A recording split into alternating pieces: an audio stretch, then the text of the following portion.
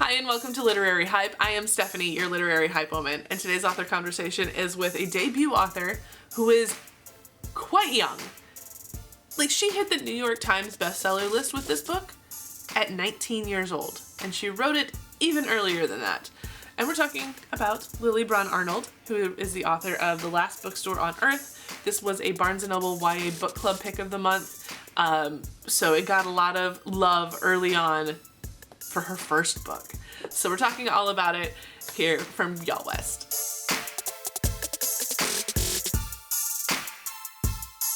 Well, welcome to Literary Hype. It's so exciting to have you on to talk about your debut novel, and you're already at Y'all West. It's very exciting. It's sort of like I've basically been pinching myself for the last 48 hours. I don't know what that does to someone, but yeah.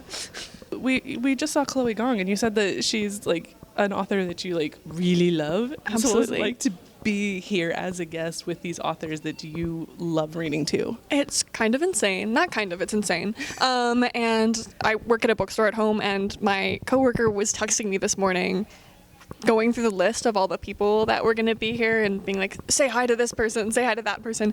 But when I got my panel assignments for this afternoon, I was like, I'm going to be sitting next to these people who I worship and have learned so much from, and I get to pretend that I am able to sit at a table with them. That's so exciting. So it's been really kind of crazy.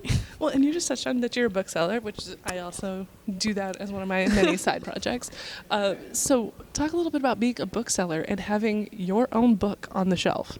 My book came out in January, first week of January, when I was home for break. So I was working, and sometimes I would be in the back doing something or unpacking boxes or bringing things to the basement, and someone would yell from the counter being like, someone's buying your book, and I'd, poke out and be like, oh my gosh, thank you so much. But it's always crazy to see it on shelves, and I also sometimes forget that it's something that I've done. So I was getting books for class earlier for one of my classes, and my book was just there, and I sort of had to do a double take and turn around and go, oh my gosh, wait, I did that, I made that. Do you ever like ghost sell it and pretend like you didn't write it when you're trying to talk to somebody about it? Sometimes I will just silently ring someone out, and I will just take the book and scan it and say have a great day and not say anything at all. Because sometimes it's just like, what do I even say in this situation? So sometimes I keep it quiet. Gillian Flynn's parents were frequent customers at one of my old stores, and they would come in and like hand sell Gone Girl. Oh, you might really like this for no reason. It's the funniest thing to watch.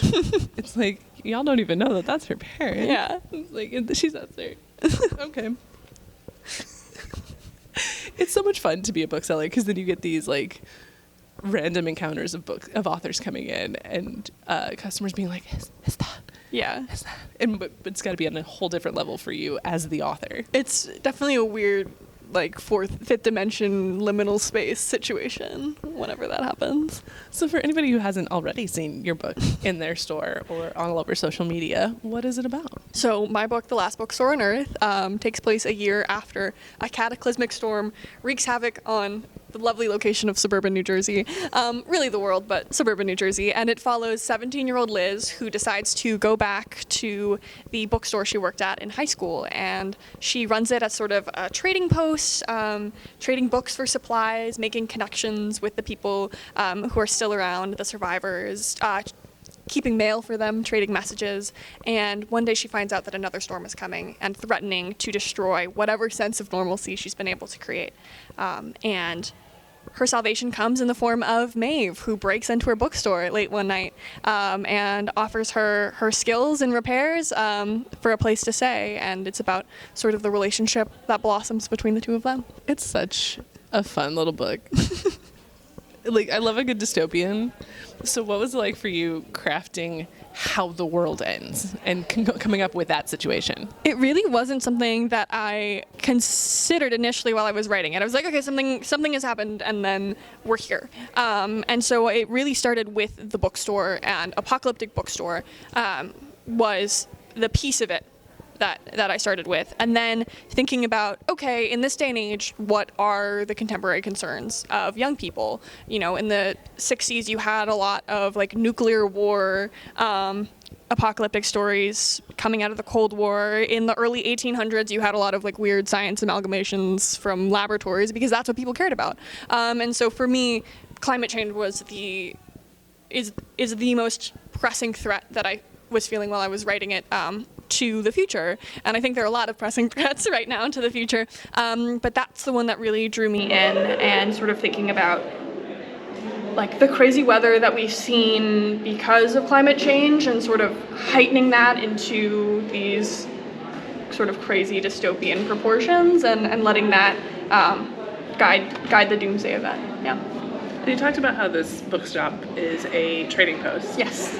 How did you approach coming up with what items would be worth what and the value system?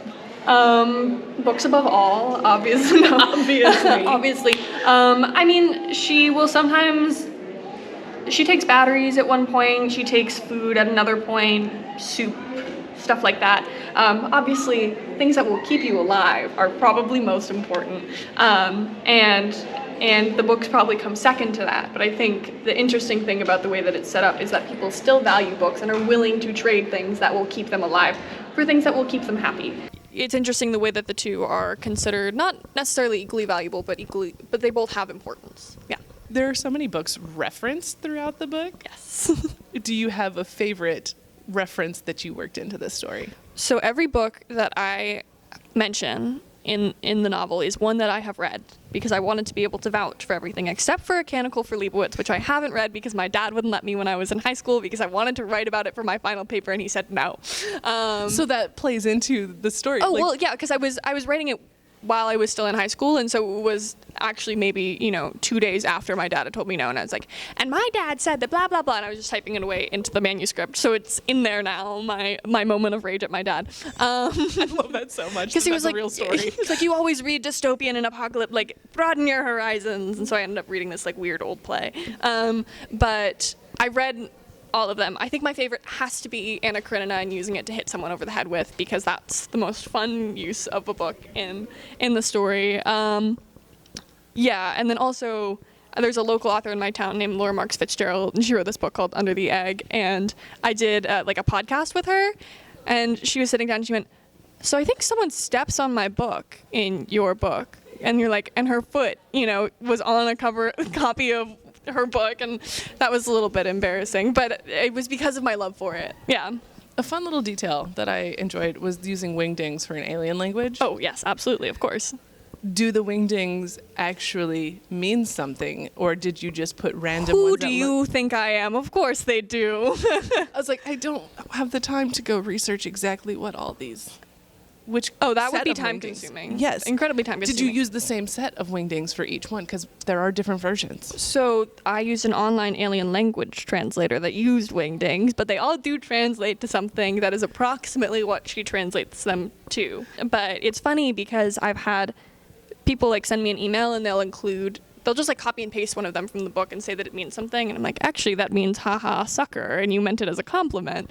But yes, they do all mean things. There was a regular at the bookstore that I worked at who went through and did translate all of them just for fun, which is crazy. I need that level of free time. I know. He came in, he was like, oh yeah, no, of course I went through all of them. What else would I do? I'm like, Edward, something more impactful with your time perhaps. Yeah. Liz's backstory kind of pops up here and there. Mm-hmm. So how did you approach crafting a backstory that would come back to kind of bite her in the story? This is something that came after I finished sort of the present timeline of the book. So the entire Maeve story was finished, and then I went back and I sort of crafted these moments. And I wanted each one of the moments to say something, which is, I guess, sort of like basic writing, but they all needed to do something. The same thing with all of the like journal entries that are in there. They each have a specific purpose to show something about the world.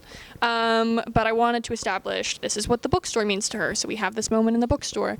This is the relationship of her parents. This is when we find out X, Y, and Z.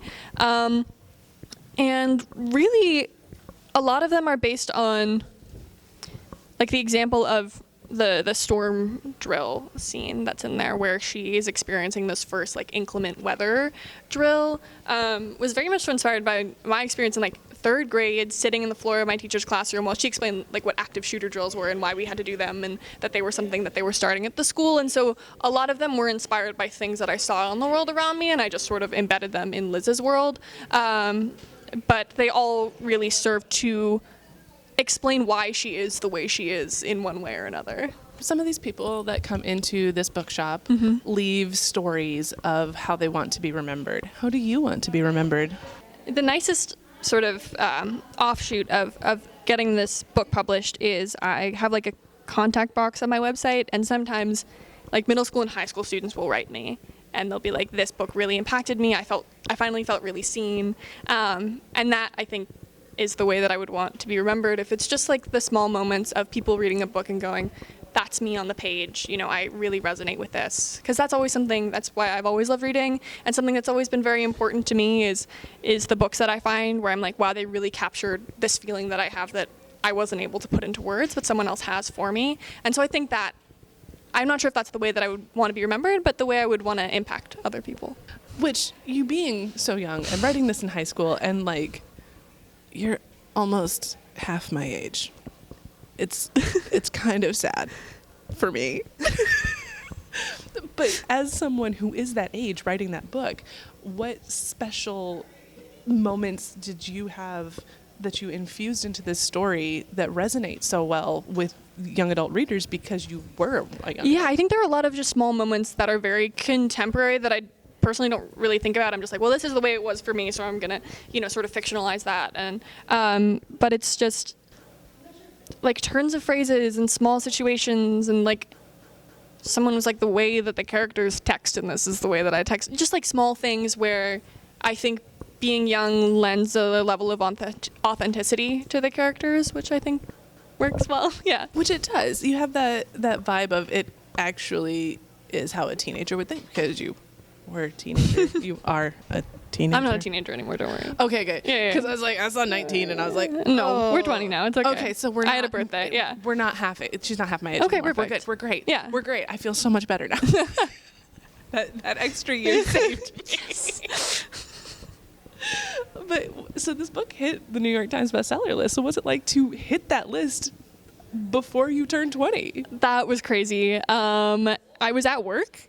I got a call at like 4 o'clock on a Wednesday, because he's always come out on Wednesdays, and I had to like duck into the stock room in the back, and I think I shared some choice expletives that I had to apologize for immediately after. But what else are you going to say in that moment? Yeah, but it was like a weird conference call, and I've never done one of those before. And my agent was like, oh, I have your editor on the phone. We have something to say. And I'm like, feels like getting called to the principal's office. I'm going to pee my pants in the back office.